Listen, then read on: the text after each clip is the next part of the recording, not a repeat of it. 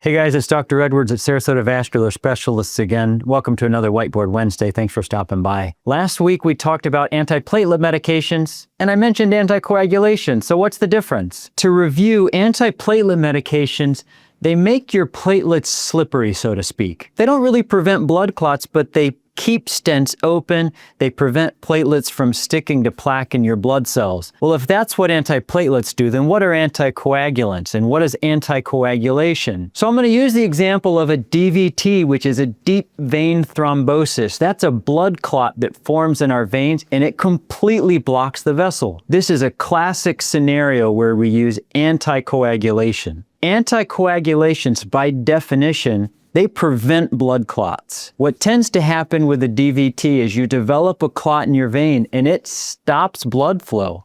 At the very least, it severely restricts blood flow. That causes severe leg swelling and pain, and it increases the risk of having something called a pulmonary embolism, which is where the clot breaks free and travels up to your lungs. It's really important that we treat deep vein thrombosis and pulmonary embolisms with anticoagulation. So how do they work? Anticoagulant medications, they disrupt the clotting process. There's different classes. They all function to the same end of preventing blood clots, and over time will clear that clot to a large degree to restore blood flow to your veins and relieve the symptoms of DVT like swelling and pain. It's important if you are ever diagnosed with a DVT or concerned that you may have a DVT that you immediately seek medical care and get plugged in with a vascular surgeon. Sometimes there's treatments we can do to immediately clear the clot,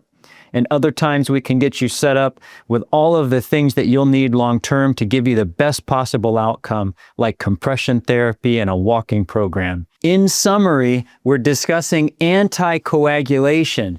These medications are distinct from antiplatelets in that they prevent blood clots and they stop the clotting process. We use anticoagulation to treat blood clots in the arteries and the veins.